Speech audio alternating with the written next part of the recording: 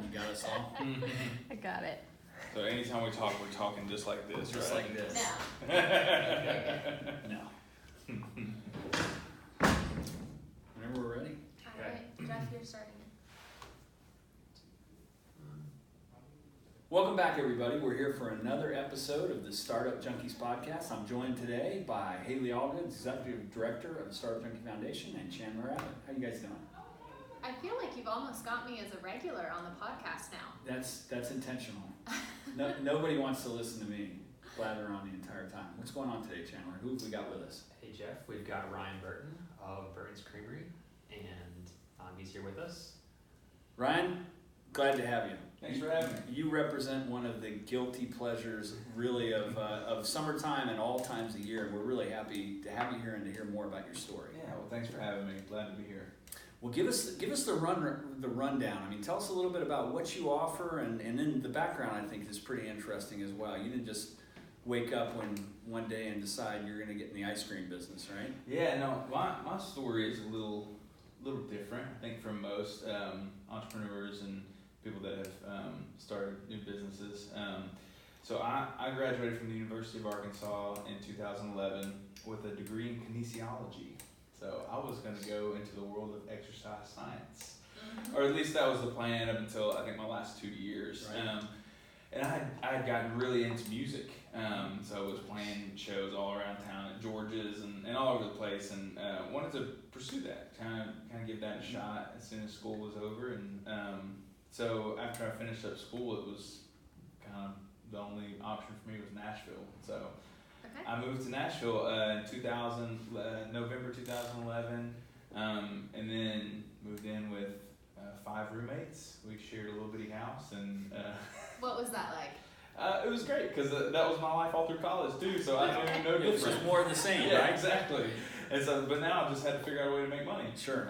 And so yeah, moved to Nashville, and pretty shortly after I moved there, started touring with different bands, and jumped into merchandise management. So started selling merch for different bands, just to kind of get some exposure to being on the road. And then one of the bands I was touring with needed a lighting designer one tour, and so I thought, well, I could probably figure out how to do lights, and so I got them to give me a lighting console and some lights, and programmed the show, and a lot of trial and error there, and learned how to run lights, and so I got to design lighting shows and do that. And then not long after that, they needed someone to play guitar, and so I jumped in and played guitar and sang backup vocals for a couple tours, and kind of did all. I really, when I was in Nashville and touring, I did everything but drive the bus. That So was you were a jack pretty of all much it. trades. Yeah, I kind of had to be, right? And so I learned how to do all that stuff. Really enjoyed all of that. To be honest with you, like the music stuff was great, but I really loved the lighting.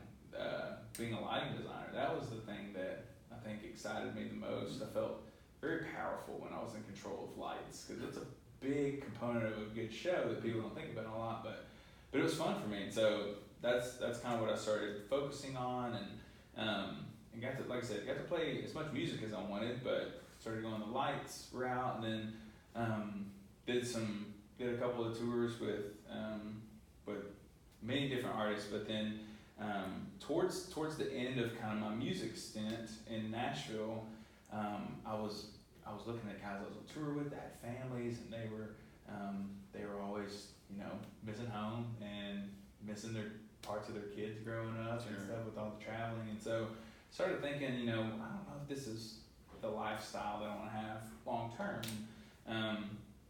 and trying to figure out what might be next for me. And at the time, I was going home maybe 2 days a week, getting off the road, going home to my 5 roommates, and spending time with them. And I would always cook for them because I love to cook, and they didn't know how to cook, so I would make food for us. And but my favorite food has always been ice cream, and so I gave ice cream a shot one day and spent way too much money on equipment to make ice cream, but gave it a shot. It turned out pretty good, and I realized that it was a lot of fun because for me it was a good balance of science and creativity. Sure.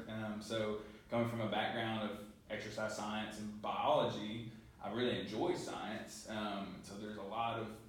involved in making ice cream, but then at the same time, you can come up with anything that you can imagine in flavors. And so it was that perfect balance of, I guess, science and creativity for me. So It really was an artistic outlet for you. I mean, just like music and lighting and all that, this was another artistic outlet. So in that way, it's kind of a logical, even though it seems like, wow, this had to be some kind of winding road to go from exercise science. It was kind of logical. Yeah. It scratched that creative. Yeah, it really made a lot of sense. And looking back on it, it made a lot of sense. And so I would be on the road, 4 to 5 days a week, and I'd come home and try to make a new flavor of ice cream for all my friends. I'd take it, to all my buddies and, what do you think? Give me your feedback. And started getting obsessed with that. I'd be on the road just thinking like, okay, what flavor am I gonna make when I get home and whatnot. And so really when I kind of decided, maybe it's time for me to transition outside of music, ice cream was kind of the next passion in line for me. And I had some buddies that were still living in Fayetteville, and I was kind of bouncing that idea off of a lot of my friends, and one of them said, hey, there's a new food truck court that's getting developed on Dickson Street, like you should check it out. And so I'm like, that actually sounds like a really great idea. I love Nashville, but I didn't necessarily want to stay there if I wasn't doing music. And so I was pretty burned out on music. The last 2 years I was there, I did 400 shows, and and 3 of them were in Nashville. So we were on the road all the time. On the road, and so anyways, I called up Zach, who's the owner of Town, and was like, hey, I'm interested in starting a food truck and bringing the food truck there. And he said, I like the idea, and kind of what I was thinking. He said, send me a picture of your food truck.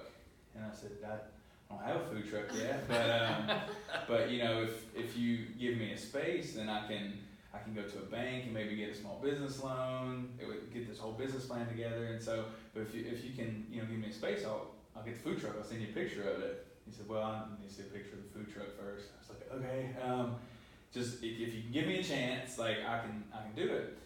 He said, all right, if you can have a food truck in the lot by the 1st of May, then I'll give you a spot. And this was mid-March. Okay.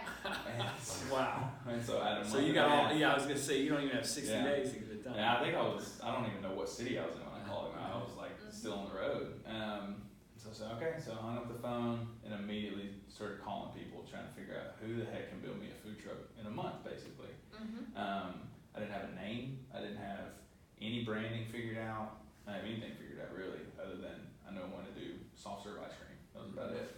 And so I got to work and was constantly like trying to knock all my work out on the road early so I could start making phone calls and work on the computer to try to design this whole company.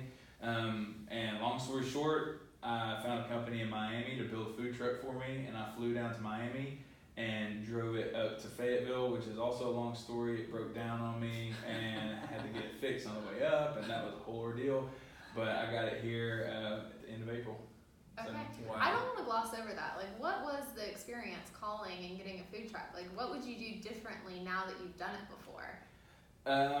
I think because it was uncharted territory for me, because I never started a business. I really didn't know anything about business. I just knew that I wanted to make ice cream and try to, give ice cream to people, because I got a lot of joy out of people eating my ice cream. And so, I think, I don't know if I necessarily changed my methods of that, but I probably would change the order in which I did some things. There was, the first thing I needed to do was get the ball rolling on the food truck production, because that was what was going to take. That was what was on the tightest timeline.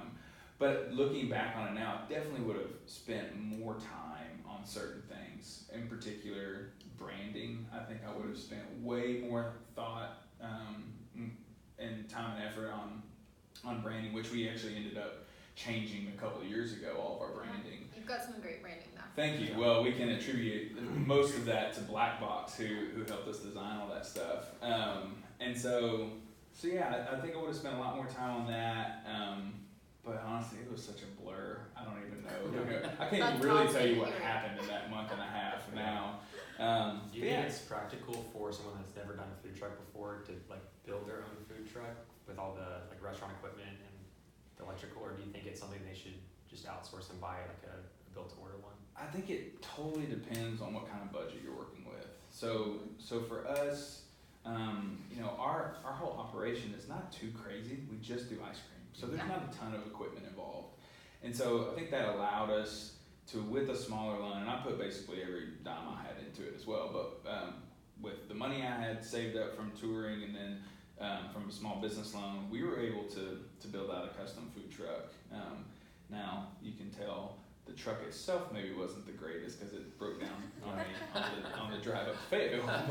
But you don't move it around too much now. Exactly, yeah. It just stays in one spot now. But yeah, I was really glad that we had it kind of custom outfitted for us. I think that's definitely gonna ideally be the way that you go, if you know exactly what your operation's gonna look like. But there's also some great food trucks out there that are used that are really set up to be pretty diverse, and so I think it just comes down to budget. But if you can afford it, the custom build is really helpful down the road, I think. That's cool. Well, I think to anyone who thinks that it takes a long time to get a business up and running, you proved that you're able to get someone to give you a location, get a business loan, because you didn't have the business loan at that point. Right. Get a business loan, close that financing in time to build your own food truck and get the food truck there ready to go by a month and a half, less than. That's crazy. Yeah, I definitely would not recommend it, but it can be done. It can be done, yeah. That's awesome. Did the hustle that you learned in the music business, I mean, it sounded like the activity level was pretty intense. Did that help you? Once you jumped into the entrepreneurial scene, did that really help you? Yeah, for sure. My mom has always been a great role model for me and really pushed me when I was younger. When I was 14, I was out in the woods with my uncle painting property lines. She made me do these really kind of hard manual labor jobs growing up, which at the time I was like, this is the worst. Like, I don't want to spend my summers like this. But looking back on that, it was so good for me to like understand like what hard work is, and like I don't want to be doing this manual labor work for the rest of my life, but also I understand that it's a necessity, and so so I think from those experiences early on, I've understood what it means to have to kind of bust it. I came from a little bitty high school in South Arkansas and did really well there. Graduated salutatorian in my class, but then as soon as I got to Arkansas, I realized like, oh wait, everyone is way more advanced than I am in all of their What's the little bitty town you came from in South? It's called Genoa, Arkansas. It's right outside of Texarkana, Arkansas. Okay. Genoa Central High School. I had great teachers there. They just didn't have a lot of the resources to really prepare us. And so when I got to university, I was like, okay, I graduated pretty high in my class. Like I'll probably fit in pretty well here. And then I was like, oh shoot, people know what the chemistry professor's talking about, because it's over my head right now. And so I had to bust it again, get into college for at least a couple years, to where I felt like, okay, now I feel like I'm even playing field with everybody. And so I have not had a really tough life. I don't want to say that, but I've learned what work is in the past, and so jumping into entrepreneurship, I think I was somewhat prepared for that, but I definitely will say that entrepreneurship has been by far the hardest I've ever had to work at anything. Sure. And it's 24/7. It's 24/7. It's not like you can decide to just forget it for a while and come back to it. I've been at both my locations this morning, all morning already, and what is it, almost 2:30, and so I'm just jumping back and forth. As soon as I leave here, I'll be working some more. So now you have 3 locations total? Yeah, I mean, if you consider the catering van a location, so yeah, and I hit all 3 of those almost every single day. Just do check-ins and. How big's the team? We've got a little over 20 employees now. So from just you and maybe in the beginning, was it just you and a helper or something? Yeah, so it was myself, my girlfriend at the time, now wife, and congratulations on surviving that process. Thank you. It was not an easy Those 2 things don't always go super well together. She worked at the truck for about 2 years, and she was like, you know what, I'm out of here. I said, okay. Understand. But yeah, so it was her and I and one other employee that I worked at a summer camp with for a little while. And so 3 of us, and I was there literally every single shift, the whole first year, or whole first summer, and it was long days. I mean, we opened at noon, so I'd usually show up around 11 a.m. and we'd close at 11 p.m. Wow. So they were long days. So I'm curious, you said that that you got into this because you were excited to try new flavors, but Burton's has a fairly simple menu, right? Like it's not, I'm not picturing some orange wasabi flavor ice cream, right? Like you're a pretty simple ice cream flavor. How did you go from loving the experiment with different types to really picking what that menu was going to be?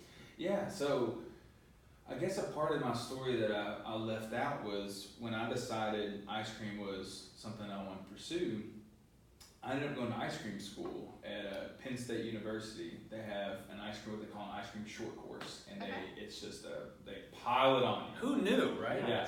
So Penn State. Where the hell was that course when I was younger? Penn State. I would want to go to the ice cream long course. Right, yeah. Well, I needed 2 scoops. But wait till I tell you about the course. You might change your mind. So it is a short course. It's a week long, and it's one of the best in the world. People from all over the world come to it. There's only about 100. I think there were 130, 140 people in my class. 15 different countries represented. Wow. And there's people like me who don't know anything about what they're doing, to people from Ben & Jerry's or Hershey or Kroger coming in and learning. And so this class was all about ice cream science. And so we didn't even taste ice cream until over halfway through the class. So it's lots of long, all-day lectures, but you learn the science of ice cream. And so up until that class, I was making, smoked bourbon, salted caramel ice cream, and strawberry buttermilk ice cream. All these different ice creams. I was like, what's like some crazy ice cream that we can make? And so I'd go do that. But then learning the science of it, I really became obsessed with like, how can I make ice cream super consistent and just focus on one thing and do it really, really well. And then another thing I learned at the ice cream school is that you actually have to have certified pasteurization equipment to make your own ice cream from scratch, which is a big and expensive endeavor. And so for us, the way that we were going to start the business, I wanted to start small. And so to my knowledge, the only place in the state that makes their ice cream from scratch with their own pasteurization equipment would be Yarnell's, to my knowledge anyways. And so so what I wanted to do with that knowledge is, okay, how can we find a manufacturer, a dairy, to produce this really high quality ice cream, and how can we do that better than anybody else when we can't make it in our own location? And so I didn't want to leave a bunch of variables up for all these different kinds of flavors and stuff, and worry about quality control and tons of different flavors. And so that's what kind of led me into the idea of soft serve. It's like, who's doing soft serve well? And there's very few people across the whole country that do soft serve well. Yeah, I just think of my McDonald's cone. That's it. Exactly. Yeah. Exactly. And so that's soft serve. That's a soft serve you eat growing up. From Sonic or Chick-fil-A or Tasty McDonald's. Freeze. Yeah. Or you go Jason's Deli and it's literally free. And so that's been the beauty of soft serve. It's this really affordable ice cream, and it's so affordable because there's no milk fat in it. Or butter fat is what we call the fat that's in dairy. And so really what you look at, if I can geek out for a second about ice cream. Go deep. We're into it. Okay, so if you look at a hand scooped ice cream, it legally has to be 10% butter fat for you to call it ice cream. Mm-hmm. If it's less than that, then it's a frozen product or something like that, which is where soft serve came around. So you can't call soft serve ice cream, technically speaking, because it doesn't have 10% butter fat for the most part. So most soft serve that you've eaten growing up is 1 to 3% butter fat. Okay, so they can get away with that in soft serve for a couple of different reasons. Number one, it's served at a warmer temperature than like hand scooped ice cream would be. When things are warmer, you can taste more, which is why when you drink craft beer, it's not going to be ice cold like a Miller Lite would be, because Miller Lite, they don't want you to taste the Miller Lite. But craft beer, they care about it. They want you to taste the flavor. So most craft beer places that know what they're doing, Puritan Coffee and Beer, shameless plug, they serve, it's still really cold and good beer, but they're going to serve it a little bit warmer than they would a Bud Light to you, because they want you to taste the flavors of the beer. Yeah. Same thing with any type of food. So with soft serve, it's a little bit warmer. We serve our soft serve It's usually between like 17 and 22 degrees Fahrenheit. But hand-scooped ice cream is going to be, 0 or below. So it's a little bit warmer, so you can taste it more. So you can taste more of the fat, even though there's less in there. And then the big kicker is what's called overrun. And overrun is the amount of air incorporated into the product. So when you eat, ice cream from Bluebell or someplace, and I love Bluebell, there's going to be a ton of air in the product. And so you typically run 100% overrun. So that 100% overrun would be equal parts ice cream mix and air.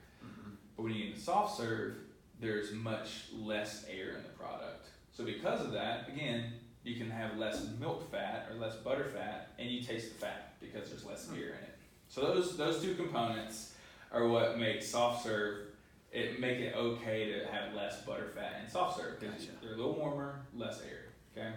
Until you said the second thing, I thought you were telling me that soft serve was lower calorie, like better for you ice cream. But then you said that there's less air and maybe I'm eating more of it. I don't know. To some extent, it is going to be a lower fat for you because there's so much less butter fat. But again, I'm not going to question that. It's on my diet now. Soft serve's allowed. Well, let me finish.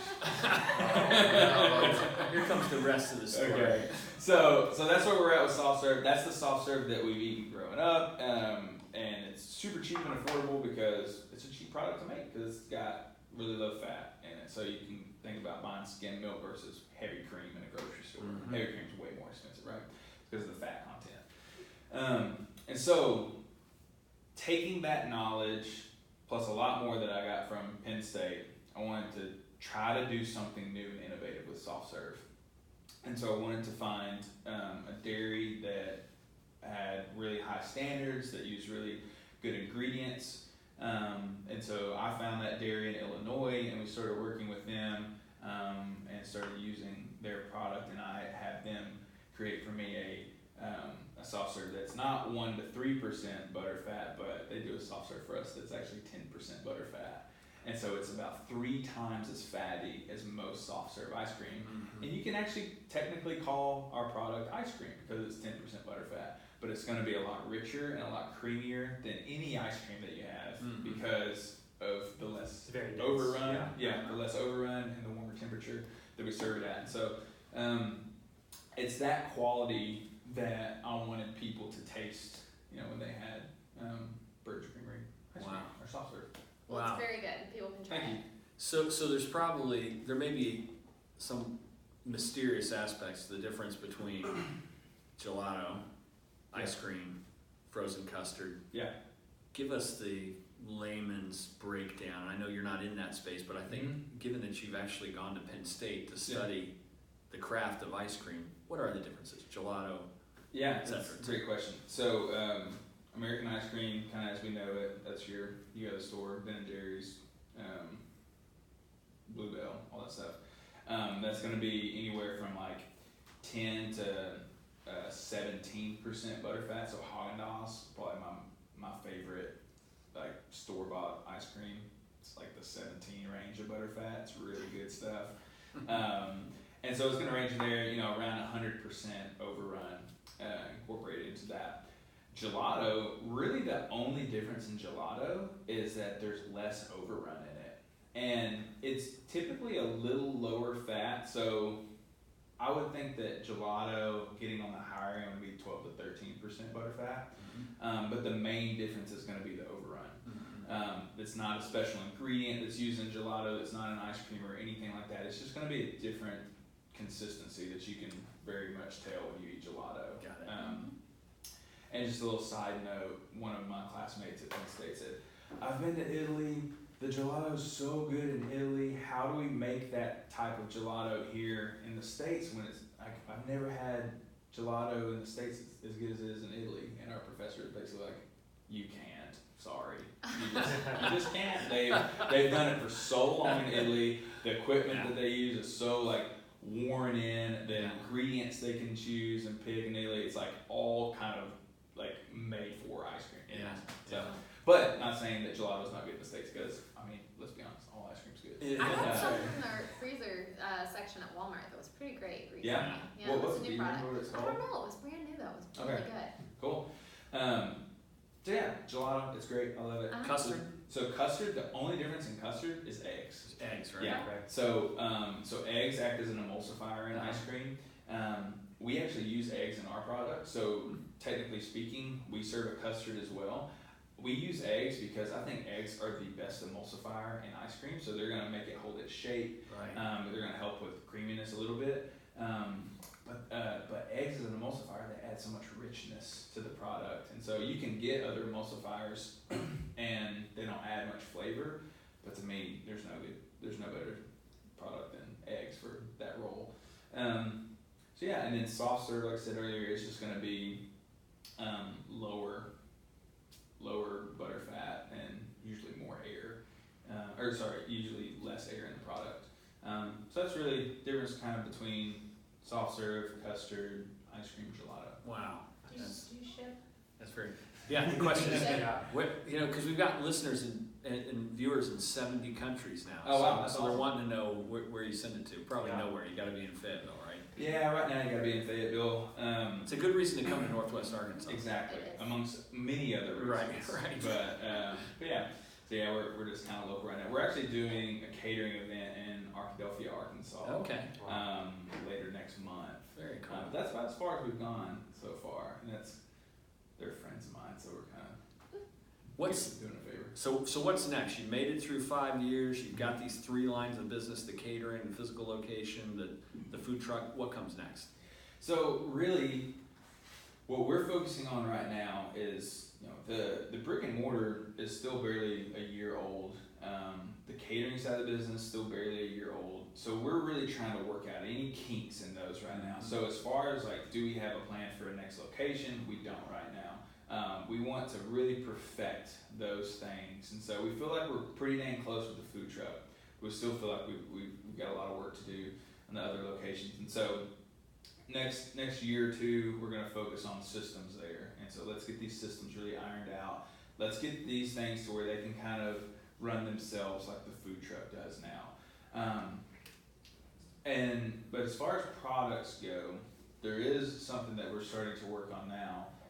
We do a lot of different ice cream novelties, and so with our catering van, we actually don't serve our soft serve through the catering van. We made that super simple, and so we don't have to have health permit to operate that or anything, because there's no production, no food preparation happening in the van. So what we do is we serve our ice cream novelties out of the van. So we just have a soda cooler in there and then a reach-in freezer. We make all of the items at the shop. And so out of the van, we'll serve chocolate chip cookie ice cream sandwiches, brownie ice cream sandwiches. Which are humongous. They're It's massive. unbelievable. Yeah, so Dope Bakery out of Rogers makes the cookies and brownies special for us. It's the ice cream equivalent of a 72-ounce porterhouse. Yep. It's amazing, and I ate the whole thing Thank at the you. start Well, of the you week. should, you It was should. incredible. I didn't share it all. Good. So we do those. We carry fruit pops. I don't really care to do really healthy, all natural stuff necessarily, because That's for not me, your brand, right? That's not my brand. Yeah, for me, it's let's indulge a little bit.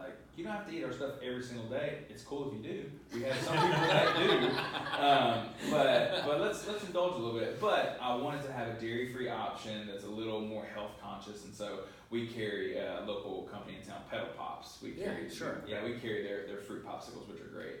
And then we've got little bitty cups of vanilla and chocolate ice cream little 4-ounce cups that we can prepare at the shop too. But the main thing that I'm most excited about, and that really has turned into my favorite thing that we do, are what we call ice cream pops. And so this is kind of getting back to my roots in living in Nashville and making different flavors out of my house, is that we can take our base product, so our vanilla soft serve mix that we have, or the liquid mix, or the chocolate mix, and use that as a base, but then create all sorts of different flavors. And so what we've done is I partner with Pedal Pops in this, because they've got all the popsicle machinery and whatnot, and so I go to them and say, hey, here's my ice cream, here's my recipe, here are all my ingredients, make these pops for us. And so we've got custom molds that are a little bit bigger, because size matters at Burton's. And so we've got big popsicles, and we've got custom brand popsicle sticks. Black Box just designed some custom wrappers for us that we'll be rolling out hopefully within the next month or two. And so we've been doing those a lot. So we model some of them after the cones at our shop. And so we've got one cone called the Ben's Beloved that is vanilla soft serve with a fudge drizzle, a little bit of sea salt, and Oreos. So it's like a souped up cookies and cream type of ice cream. So we started doing that in ice cream pop format. And so it's sea salt Oreo is basically what it is. And so it's not like a normal popsicle in that, you get a normal popsicle, you try to bite into it, it's gonna break your teeth. So you have to kind of lick on it or wait for it to thaw a little bit before you can take a little bitty bite. This is really ice cream on a stick. So as soon as we hand it to you, you might wait 10 seconds and then you can take a bite out of it. And so it's my way to get more creative, kind of back to my roots of like, let's dream up crazy flavors, and we can do those, but let's do them in popsicle format because those are easy to carry with you. We can do them in a catering format. So we've got about 5 or 6 different flavors that we've been doing in those now. And so for us, the next step with that is to do packaging really well and then potentially look at getting those in the stores soon and start rolling that out in local stores and then maybe beyond. So that might be a packaged goods play. That might be something you roll out through larger distribution. Yeah, that's definitely kind of the aim there and the idea moving forward. We don't have a timeline on that necessarily right now. We want to see kind of how people take to them, but the feedback on them has been outstanding. We were honored to be a sponsor at the Gully Park Concert Series this year, and so we bring our catering van out there, and that's when we kind of like to try out new products there and see how the community takes to them. And we rolled out a lemon cream pop recently because it's hot. You're out there. It is. And you want something cold and refreshing and like, the salted Oreo pop is probably my favorite thing we do. Like I want to eat those 24/7. But if it's hot outside, I want something a little more refreshing, a little less heavy. So we started doing a lemon cream pop. Let me tell you, that thing is killing it, huh? It's so good, yeah. And people are loving it. So that's an interesting way to expand the business, though. I mean, you take this very artisan approach that you've taken so far, but then you come up with a way of packaging all of that sort of custom artisan and then get it into mass. And why not do that here, given all the different talent we have for pushing stuff out into retail distribution? Absolutely, yeah. And it's a hurdle we had to kind of figure out how to get over because you can't really package soft serve. Right? It's not like you go into a shop and there's 20 different flavors and they're serving them out of 3-gallon buckets and like, let's just do them in pints and then we can get them into stores. Right. But with soft serve, like you could pint it, and we could do that, but I won't let us because when you pint soft serve, it doesn't hold up the same way that ice cream with 100% overrun would. So if you were to grab our ice cream that was hard frozen in a freezer over time and you try to dig a spoon into it, it's going to be rock solid because there's not enough air in there. Gotcha. And so I don't want to say, maybe we could make a little more money if we did this, but then put out a product that I'm not really proud of. And so for us, it was how do we get creative with what we do now, and popsicles. That was kind of the way that we've kind of gone over the last year and a half or so. And so we've been slowly developing that, but that's something that we're really excited about. Well, I'm not surprised with all the various things that you've done in the past that you're kind of making sure that you touch all the market. You're in the food truck, you're in the location, you're in the catering, and you're going into an actual product. It probably gives you as an entrepreneur some variety and more exposure to different areas of the business. That's cool.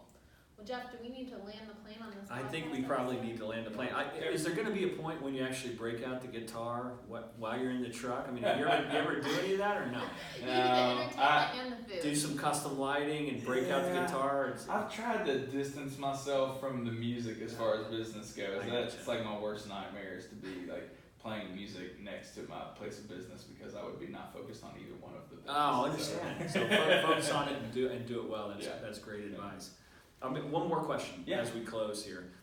Given this really interesting journey, what piece of advice would you give to aspiring creative entrepreneurs? If you were to give them a few things to think about, what would you say? That's a great question. You know, I really don't see myself as, I have no business background or anything. Everything I've learned has been over the past 5 years in trial and error. Right. One thing that I think makes us unique, well, definitely I would say, you know, stay true to what your values are and focus on your product and have a really good product. But one thing that I think has made my business journey a little different is because I don't have any background in business. Most of the decisions I've made in business have been, what do I as a consumer, what would I like as a consumer? So we don't, all of our prices include tax, because I like the idea of a kid coming up to the ice cream truck and handing us a $5 bill and it's clean, they don't get any change they gotta keep up with, Wow. so like the parents. So things like that, like I like those clean numbers. I like the simplicity of what we do. So again, we're only doing vanilla and chocolate ice cream. Now we can get crazy with toppings and do all sorts of Sure. stuff, but I like the simplicity of that.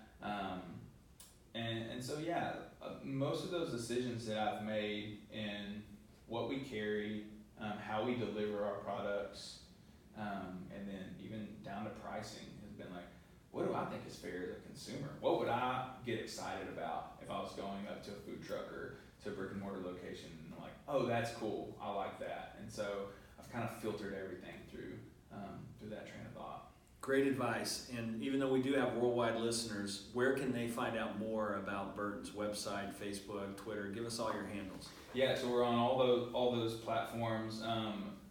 BurtonsCreamery.com is our website. You can check us out there. Got a couple things of merch on there if you're interested at all. But Instagram is kind of what we keep up with most. So it's just at Burton's Creamery for Instagram. So yeah, we try to update that just about every day. And of course, come out in person to the food truck on Absolutely. Dickson, Yeah. or Come see the us. physical location, which is right there with Puritan and Uptown across from the movie theater, right? Yeah, that's it. Yeah. Awesome. Ryan, thanks so much for coming. Yeah, It's thanks been so much great. for having me. Ryan. Appreciate you Great. guys.